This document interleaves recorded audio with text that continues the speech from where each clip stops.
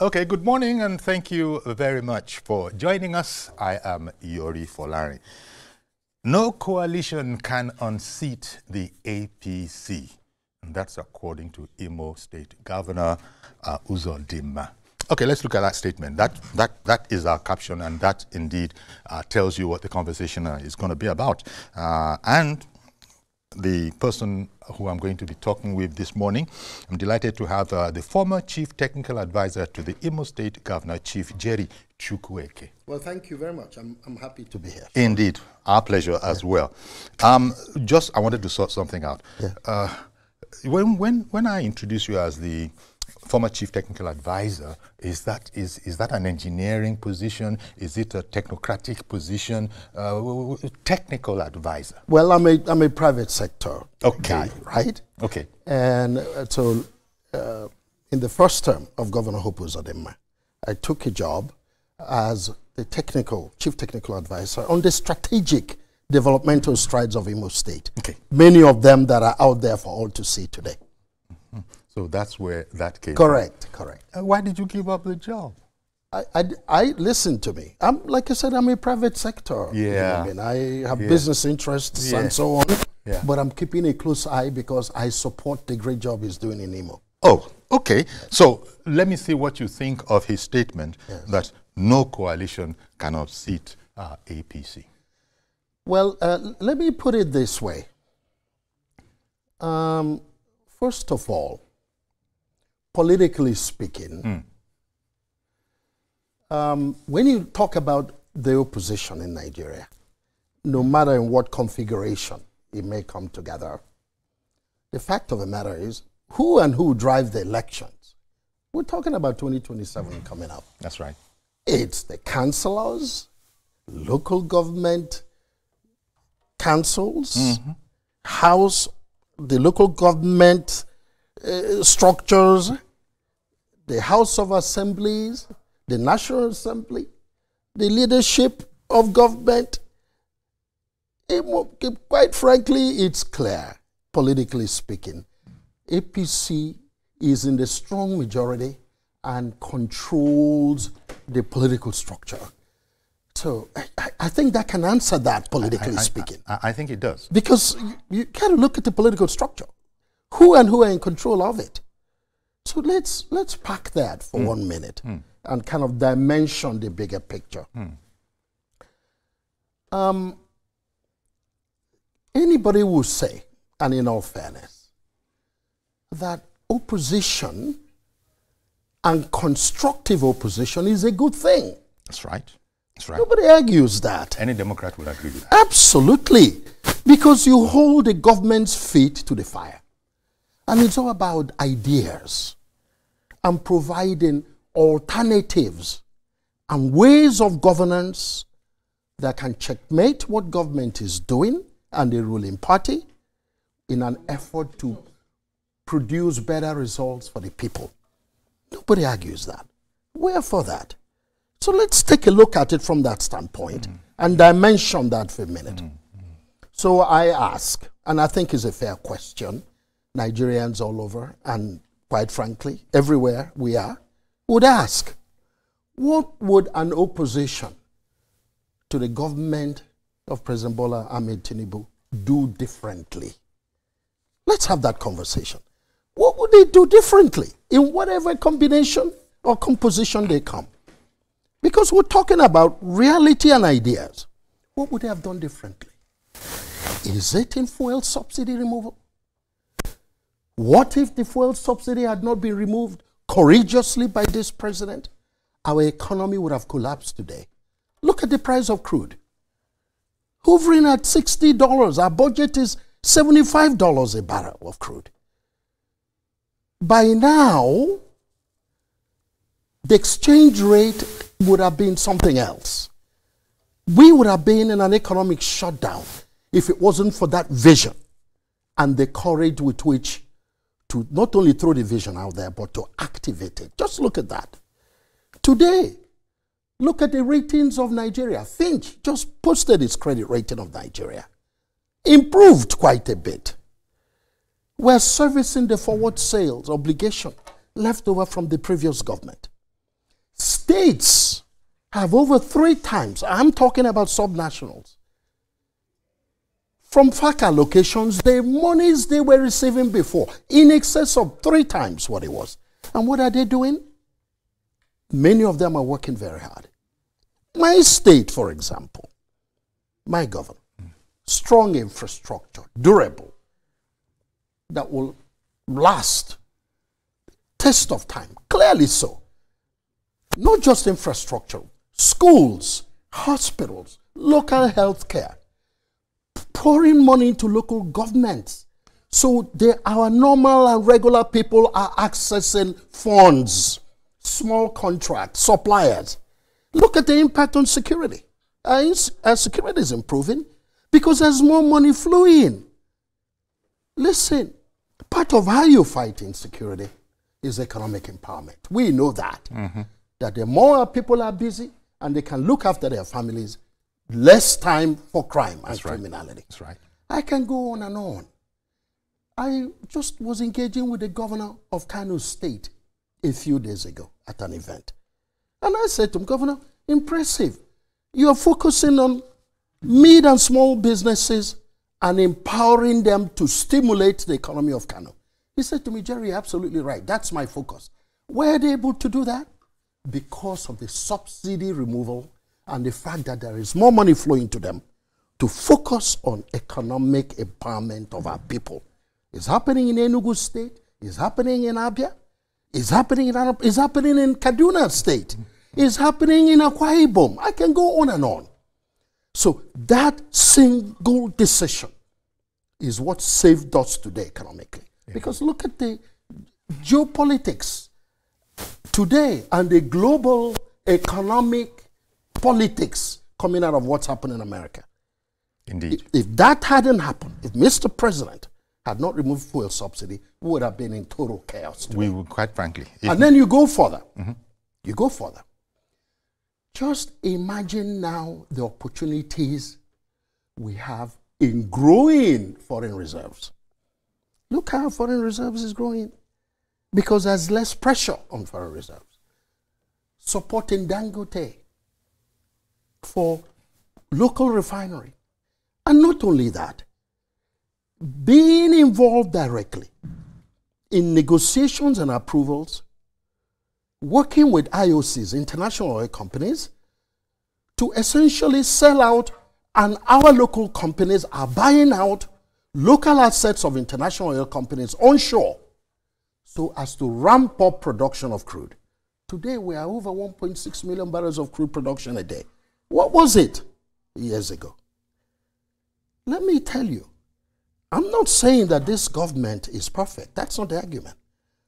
But Mr. President, with strong vision, has kept us going today. And we have a good chance to survive what's happening globally. In fact, thank you very much, Chief Jerry, because this is an insight into the way your mind is working to the question you first posed. So what would anybody who wants to join an opposition coalition, what would he do? What would they do differently? That's the point. And this is a summary. Yes. And as you said, yes, one can go on and on. Yes. But let me just find out from you. Are you a bit surprised that we're having this kind of a conversation this early? The Tinubu administration is just 2 months. It was a forced conversation. Yes. As you know, the whole origin of this was the former governor of Kaduna, you know, him just splashing down, as it were. It became something of a bull in a china shop. And since then, we've been forced. And you recall that some people have got so enthusiastic that they're actually putting up posters. We're putting up posters around the country that the presidency has had to come in on and appeal to them that much as it would seem that we appreciate your support, please let's play by the rules. This is not the time. Absolutely. This is not the time. Absolutely. And when the time comes, we will let you know. But for now, can we concentrate on the work, on the job, please? And that's what Nigerians want to focus on. I don't know when last you were in Abuja.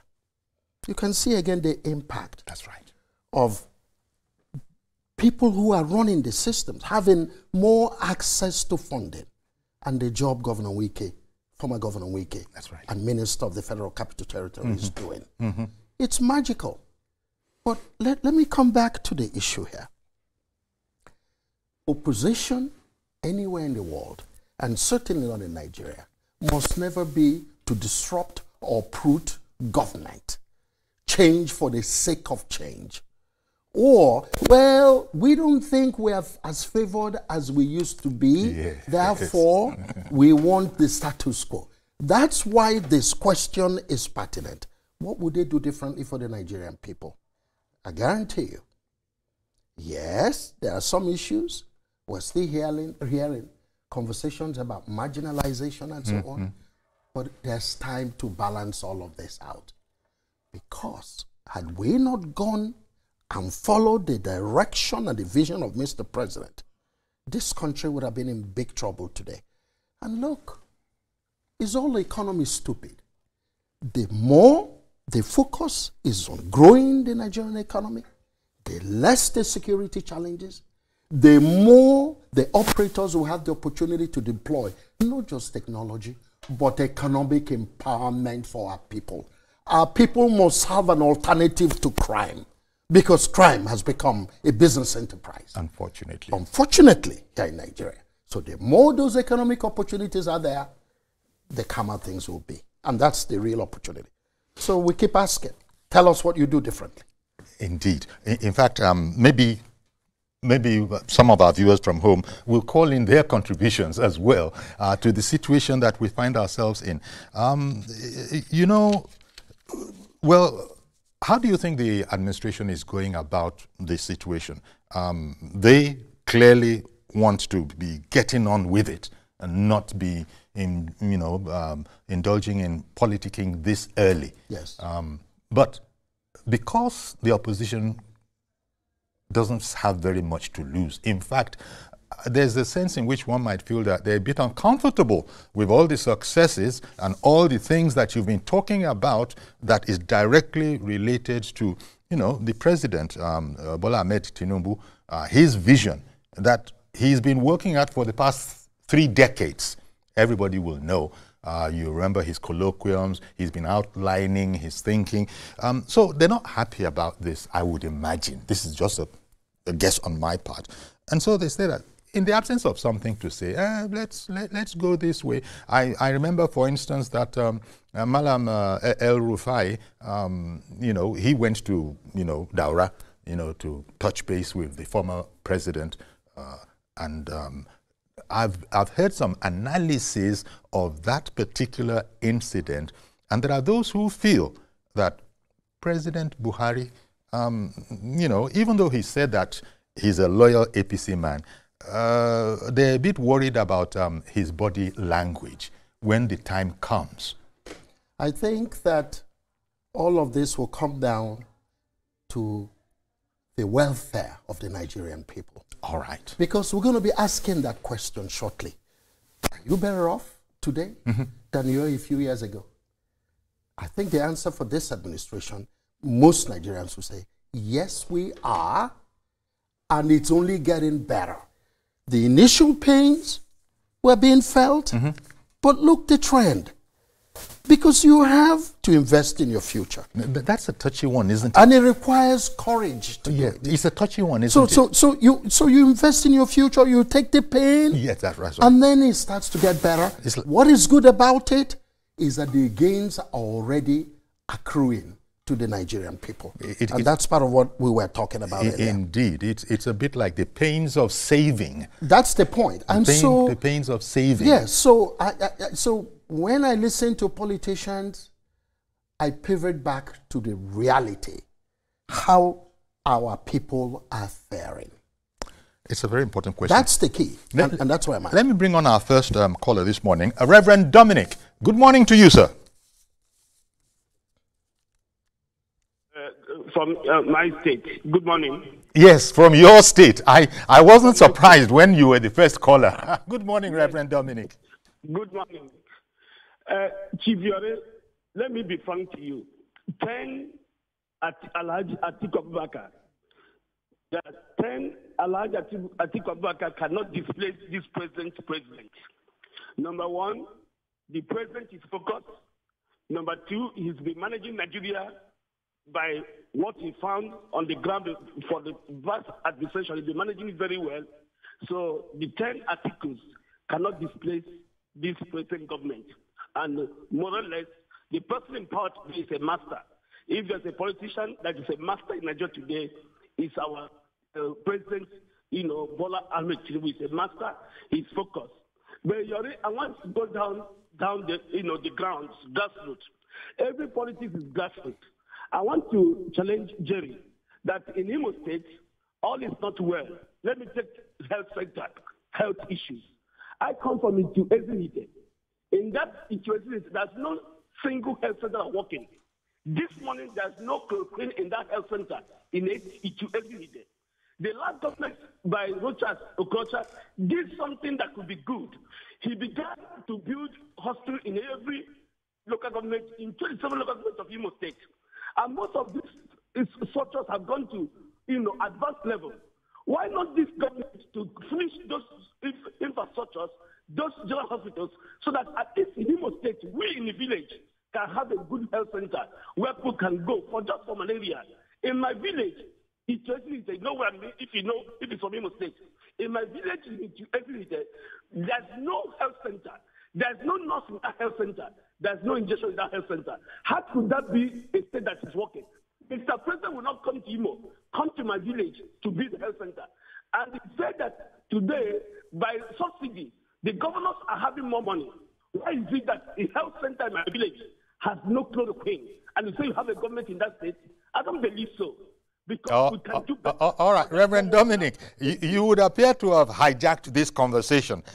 Yes, Jerry Chukwueke is an Imolite, like your good self. Am I correct there? Yes, I am, and I can comment on what he just said. Yeah, but he's changed the focus of our but it's conversation. okay. But nevertheless, yes, please, I can comment on that.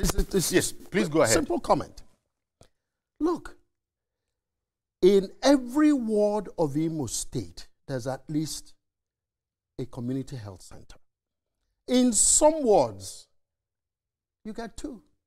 Like in my ward, over 80% of them are fully functional. That we know. And guess what else Governor Gov Uzodinma has done?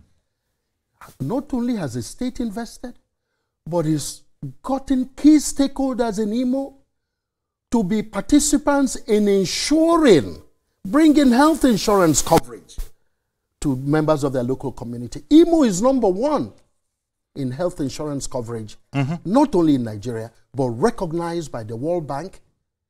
And we have actually gotten our claims and grants as a consequence. Okay. So I'm not joining issues with my brother. Yeah, but he is saying that as an Imolite who is on ground, that is seeing a paucity of such facilities. Yes. That you are saying, you are surprised to hear that. Not only surprised, but I can tell you that I know the people who are driving this process. Okay. And I'm going to make a couple of calls after this show. Okay. Because I know that the focus of Governor Gov Uzodinma is to bring quality health care to our local people. And it's happening. Okay. Well, it's happening. Indeed. So, Reverend Dominic, that's that for that. Mr. Yakub, good morning and thank you for calling in. Go ahead, please. Yeah, Chief Jerry, good morning, sir. Good morning. Good morning to your guest. Chief Jerry Chukwueke. Chief Jerry, yeah, sir, yes, thank you. Good morning, sir. Yeah, Chief Jerry, you see, I'm not surprised that Governor Uzodinma said what he said. As a one of supporter of this, and by the way, in case anybody is just joining us, sorry, sir, in case anybody is just joining us, we are quoting, the governor saying that no coalition can unseat APC. That's by the governor of Imo State. That's what I'm referring to. Okay, sir. For him saying that, I want to remind him. Yes, he's a governor, but I personally am a supporter of APC, and then I don't have any regret in supporting them. But he should realize something, that APC as a party unseat incumbent government. You get it? We should not let this thing stay in our cause. That believe it or no, any coalition can unseat APC. I totally disagree with them.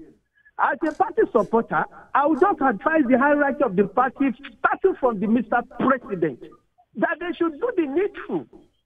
I repeat, they should do the needful to be able to have peace to Nigerians' in mind. Because as it is, we are still not yet pleased with what we are seeing. Yes, there's some kind of changes. We are seeing some kind of green light that economically they are moving to the right direction, but they should not be able to tell us that no coalition can unseat an incumbent government. It is right from the pit of hell. They shouldn't let their good works go to their head, is what you are saying, Mr. Yakub. Yes, just before you go, Mr. Yakub, so sorry to interrupt you. I wanted to ask you, how do you feel about this conversation coming on this early? This whole conversation about this whole conversation that has been engendered. How do you feel about it coming on this early in the political calendar?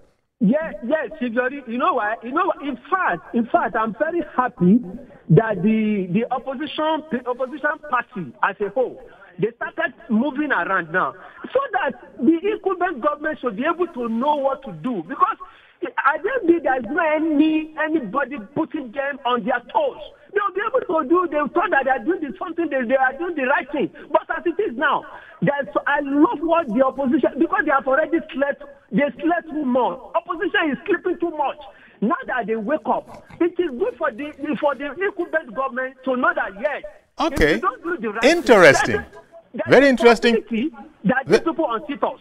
Okay, very interesting position that you have, Mr. Yakub. Whereas you declare that you are an unapologetic supporter of APC, nevertheless, you're happy that there are people keeping them on their toes. Yes, okay, sir. Nobody can take that from me. I'm unrepentant of support of APC, but I want them to do the right thing. If they don't want any opposition to unseat us. I think we're saying the same thing. Yes. Here. Okay. What we're saying is that this government and APC welcomes opposition. Our party, APC, is not afraid of opposition. That's not the argument here. The argument is that opposition must be not only constructive, but come up with ideas and alternatives. That's right. And we've not had very much of that. That's the point. Let's have that conversation. Opposition is not designed to disrupt or uproot government. It is designed to hold their feet to the fire. I agree with the caller. And how do you hold their feet to the fire? Ideas, alternatives, what you would do differently, constructive criticism. That's the argument. And APC welcomes that conversation. Indeed. And this whole, the last caller referenced Alhaji Atiku Abubakar. I wonder if he is the only person who has political ambitions in this whole thing. El Rufai himself, has been, accused by commentators of the man has an agenda, and they want to see how he will carry on, having started this whole thing. Does he think he has the weight to actually emerge as a presidential candidate in his adopted SDP? Well, like I said earlier, we must respect the rights of all Nigerians who aspire to political leadership. For me, that's not an issue. So, Alhaji Atiku Abubakar or Malam El Rufai, anybody, is certainly welcome. They're Nigerians. Let them contribute their quota. But the point remains the same. We want to have conversations about ideas, what they would do differently. How would that empower Nigerians better than what we're seeing under President Bola Ahmed Tinubu?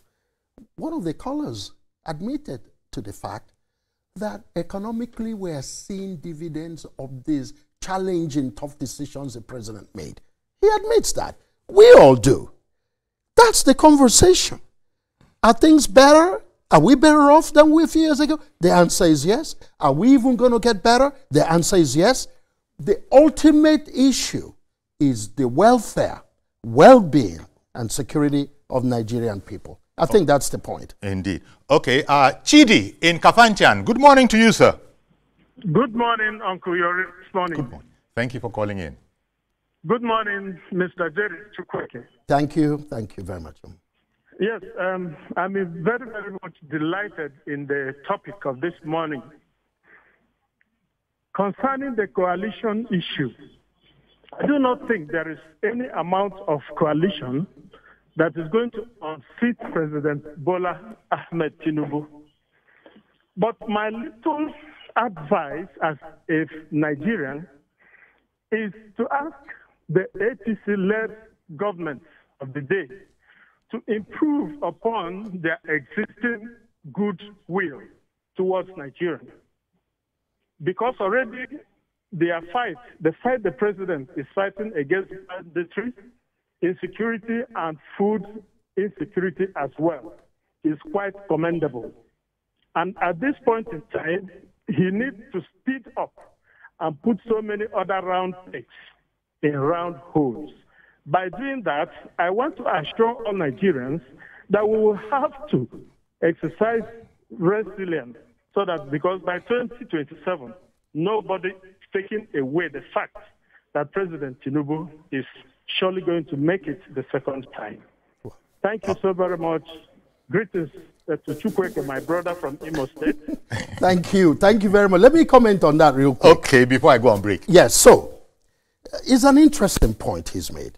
And you know, I think we are blessed in Nigeria in the sense of the leadership of government and President Bola Ahmed Tinubu being a private sector trained individual. Okay. He's focusing largely on supporting subnational leaderships. And he identifies the great governors who are doing well and supports them across party. That's part of what he was just talking about. So yes, he's a man who leads APCR party, but is interested in people who can perform and bring results to the Nigerian people. That's the point. Indeed. Okay, I'll take a break now. Please don't go anywhere. There's still a lot more where that came from with Chief Jerry Chukwueke. He's the former Chief Technical Advisor to the Imo State Governor. And, you know, there's more to come. Please keep the calls coming in from home. Stay with us. We'll be right back.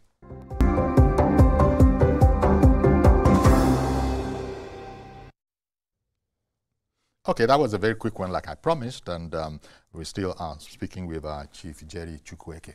He's a former technical advisor to the Imo State Governor. And here we are looking at the situation that Nigerians, you know, I don't know if to use the word, have been forced into talking about this early in the day. I say that because, as you know, the Tinubu administration is barely halfway through its first term. It'll be going, well, most people think it'll be going to the electorate for a second term. I think many people can take, can sort of assume that. But here we are talking about this, and it's just as well. The presidency, for instance, has said that it's, well, it hasn't said it is surprised, but it has counseled that there's a time and a place for everything, and that this matter, this politicking matter about electioneering is a bit too early in the day. Please take down all those posters that we hear up around the country. And so it seems that the presidency is not interested in this at this material time. However, since the conversation has been started, nobody's afraid of opposition. Let's go there. Let's talk about it. And that's what we are looking at now. So you made the point, Chief Jerry, that nobody is talking about alternatives in all this coalition of oppositions. It's one thing to say that it is your right. Every Nigerian has a right, a democratic right. But what is the first question that Jerry had? What would they do differently? We don't know that. But we do know that they're critical of this leadership. El-Rufai, for instance, said that the ideological position that he thought he knew about APC, he's since found out that that's not the way it is. And there are some court travelers, you know, who also see it like that. But Nigerians are knowledgeable. Nigerians know that things are different. It's not yet Uhuru. Nobody is saying so.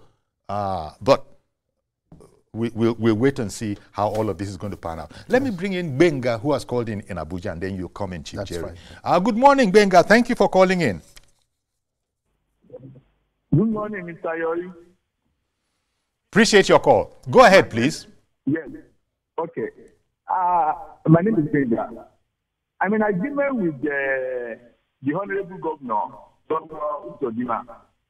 No coalition can unseat the present government. Because when we talk of coalition, each of the parties want to maintain their identity. They want to maintain their support base.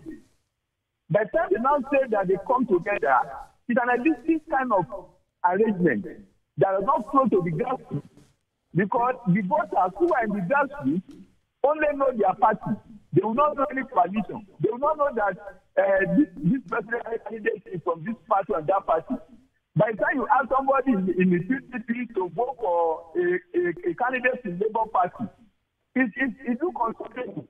Many of them will not grab seats. The rural area, the real voter will sign the song to vote in the election day. So it's very hard to sell a candidate or campaign for a candidate under a coalition, because each party maintains identity and support base. But when you have a merger, every party will go with its identity. All the members of those parties, now the supporters know that, look, we are this party, we are XY party, and our candidate is so and so. It's easy to sell. It's easy to campaign for than when you have a coalition. In a coalition, who will be the principal? Who will be the major? Who will be the minor? All these things do not make coalitions to stand. And there cannot be any idea in Nigeria, because we have only two strong parties, APC and PDP. What I'm saying. And you never party anyone to match with PDP, because PDP will not own this identity. Having the oldest party in Nigeria with 12 governors and the rest, they are still, with having 23 years in government, they will not own this identity to any other party in the merger. So that's why the merger will be difficult. Then coalition will not achieve its purpose, because it is not the people come together to sign paper. The grassroots, the popular base, will not buy the idea. And many party members do not even want go ahead with the coalition. That what is happening in PDP now, the governor caucus are against any merger or coalition. Exactly. But when you have a merger, everybody accepts the new party and they work for it.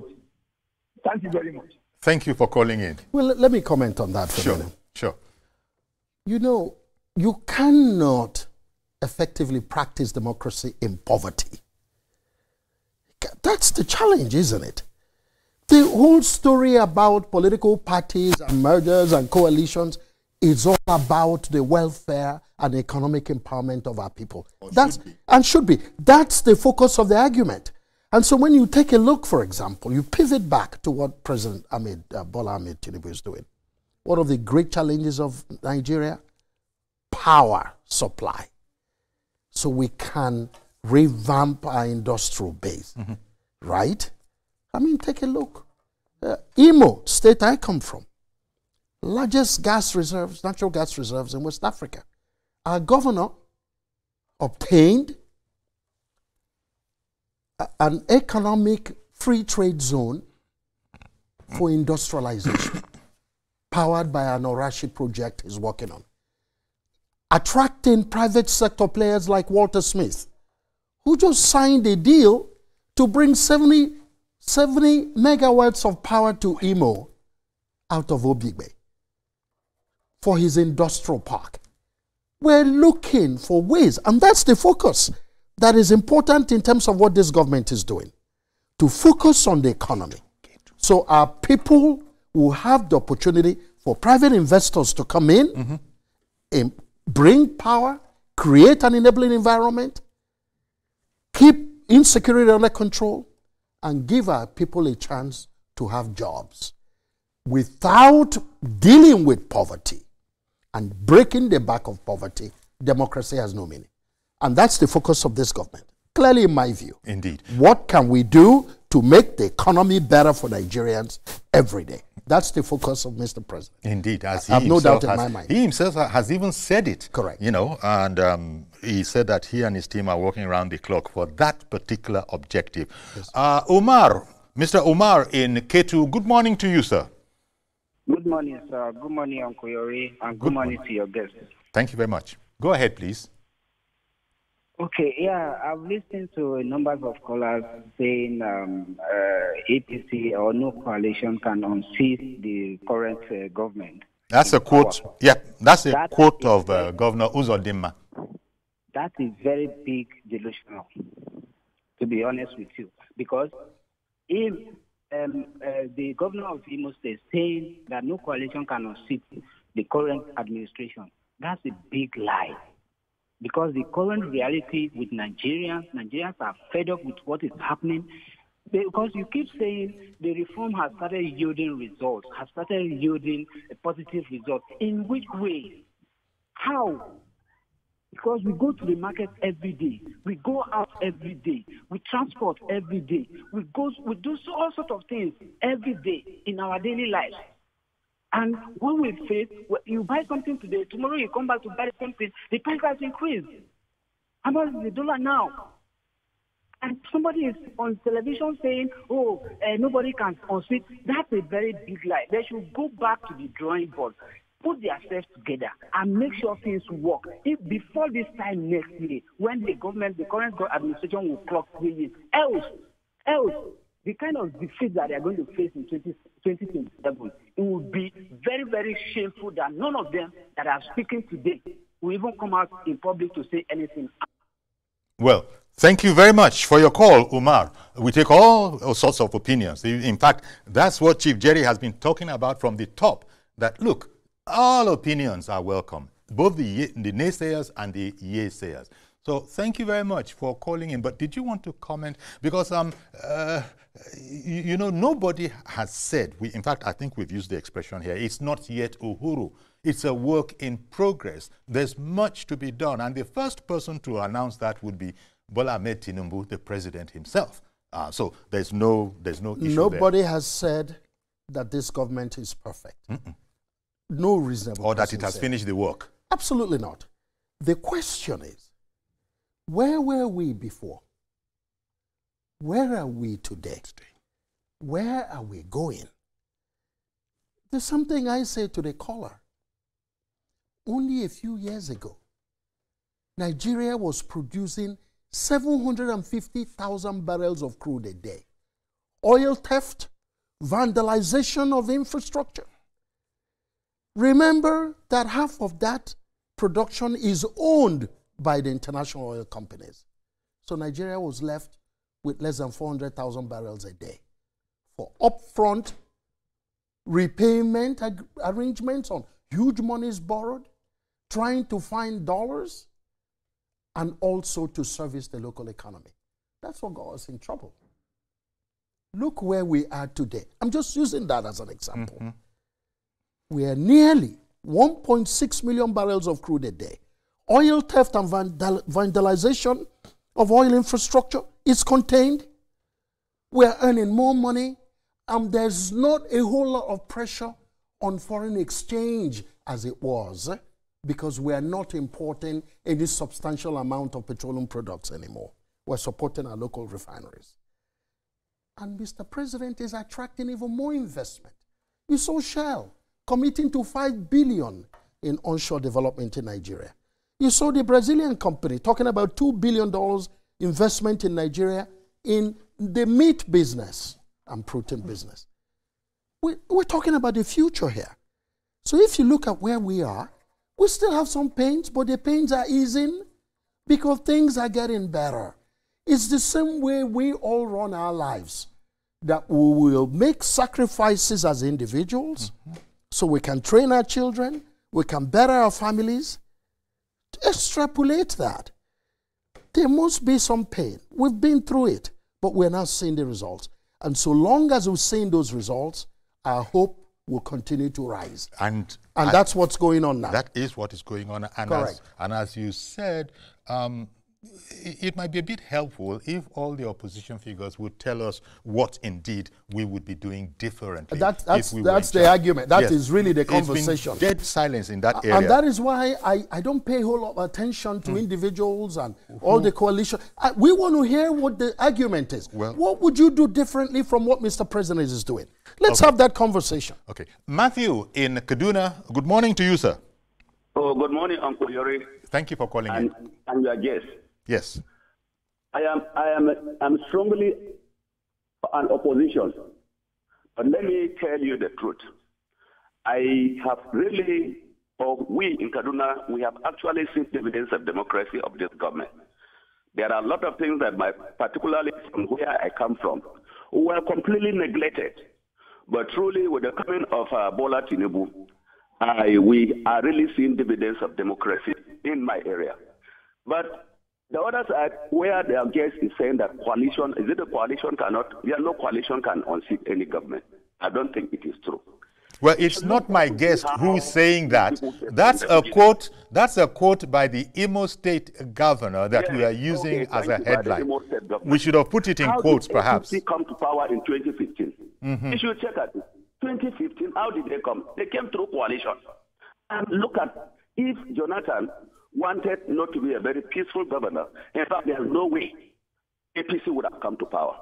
But coalition is very, very good, and they should not take it for granted. However, like I've already said, we're enjoying the dividends of democracy from this Tinubu. Unfortunately, I don't belong to that party. But that is not to say that when Tinubu is contesting today, I can decide to even vote him. The coalition may not be necessary. So thank you very much. I'm a politician. I'm from the opposition. I'm PDP. Indeed. Thank you very much for calling in. And it's interesting, PDP has already said up front that it is not interested in any coalition, joining any coalition. If people want to join the PDP, by all means, our arms and our doors are open. But as for coalition, count us out. You know, one of the good friends of Mr. President is the Enugu State governor, who is a PDP governor. You know why? You saw what Mr. President did and the things he did say in Enugu just a few months ago, talking about the work Governor Peter Mbah has done and is doing, and the investments being attracted. And then Mr. President committed that he would include now in his policy and budget, bringing the natural gas pipeline network connected to the Southeast, alongside a standard rail gauge in terms of logistics and transportation to essentially merge and connect to the national railway. Here's the point. You know, he made the point that in Kaduna, they're enjoying the dividends of democracy. That's the point we're making. Nigerians are looking to see how they are economically faring in looking after their families and themselves. So the argument is not the politicians or the political parties or the coalition or APC, my party. It is, what would anybody do differently? We are enjoying now. We're starting to see the promised land. Still loads of work to be done, but it is happening. It is. And Mr. President is focusing not just on political structures and players, but where the opportunities are for people who can deliver the results. He will go there. That's the point. And indeed, and I think he has indicated on more than one occasion that he's interested in the entire country and the economic development of the entire country. And quite frankly, this oftentimes crosses political divides. You don't have to be an APC state or a member of APC for you to benefit from the national plans exactly. and the foresightedness that because he's Mr. President of Nigeria. That's right. He's not Mr. President of APC. He is, and he has a fiduciary responsibility to all Nigerians. This is the game. His fidelity is to all Nigerians.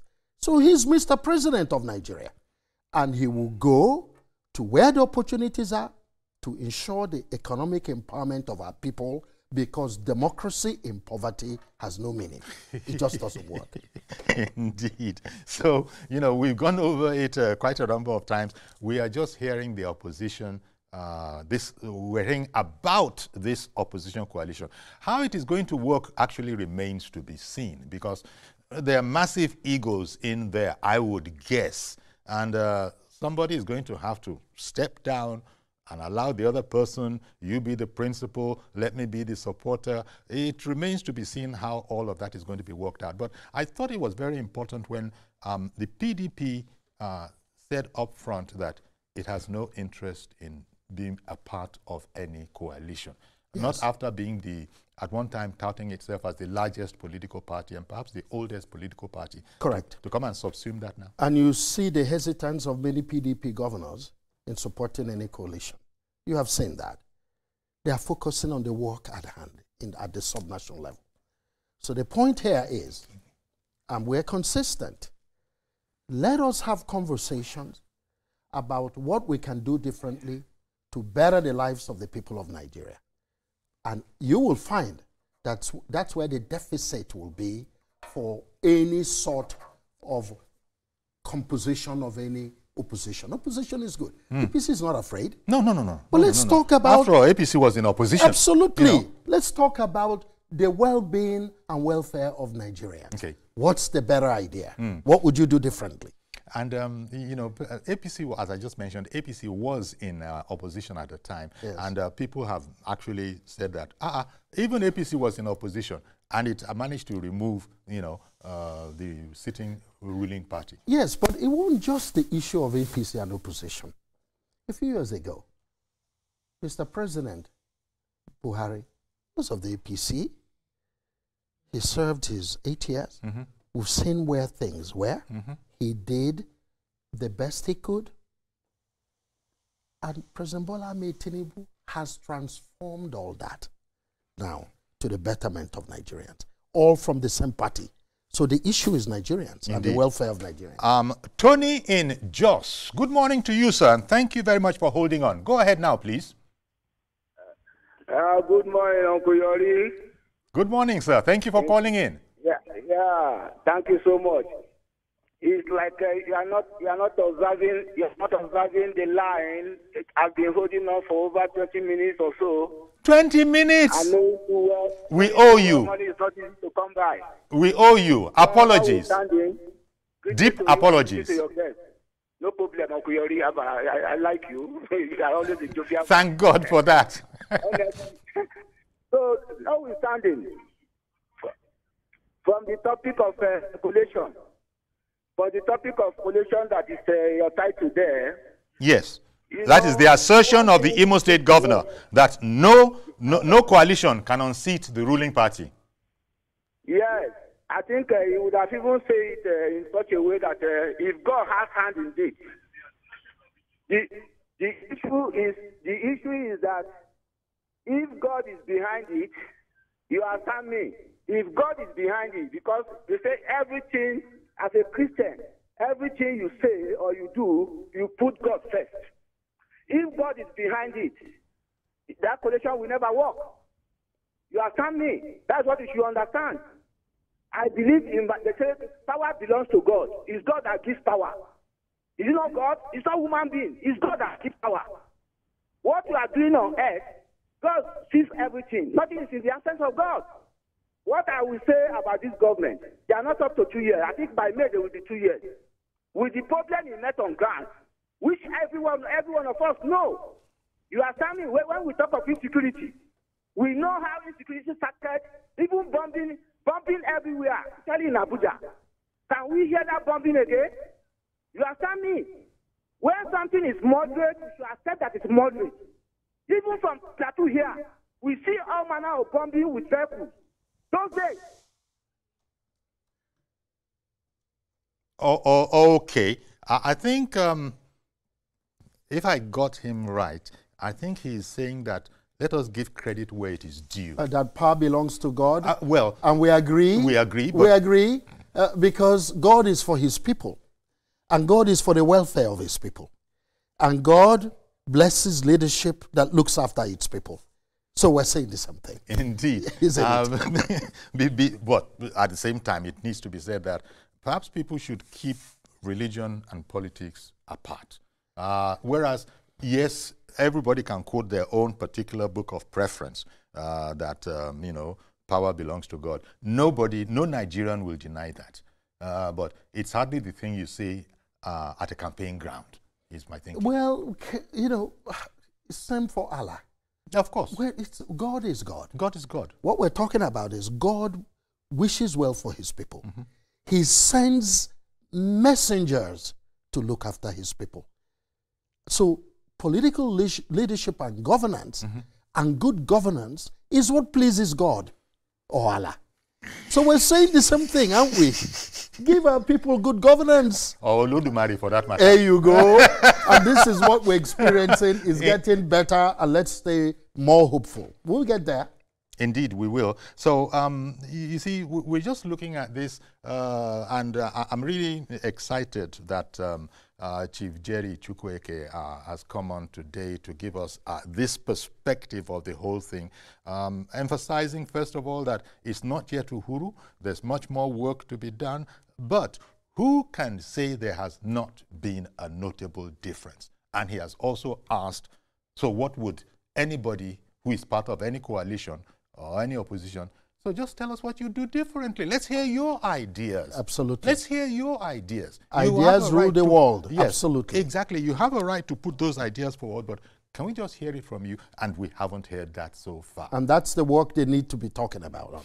Do you care to talk about, El Rufai, for instance, His Excellency El Rufai, former governor of Kaduna State, and kicking up this whole fuss? Well, Malam El Rufai, and you have to give him credit, worked hard for the election of President Bola Ahmed Tinubu. He was nominated to go, to be a member of the cabinet. Things played out the way it did. So the ideology and his belief in Mr. President, I don't think has really changed. We haven't seen anything that would have caused him to have such a dramatic change in terms of differences between him and Mr. President. That's all politics. All we're going to hear now, and that's what we are waiting for, is issue by issue, what Mr. President has done and what any sort of opposition, no matter how it's composed, will do differently. And let Nigerians decide. And I think that's where the meat is. Where is the meat? It is in the welfare of Nigerians, and we're starting to see those results. And thanks to Mr. President. Excellently put, Chief Jerry Chukwueke, former Chief Technical Advisor to the Imo State Governor. We really appreciate you for making time for us this morning on our program. Thank you very much. Well, thank you. I'm certainly delighted to have been here. Indeed. Well, so that's our program today. Do please join us tomorrow for a fresh edition of the program. We'll have another talk shop. I am Yori Folarin. Bye-bye for now.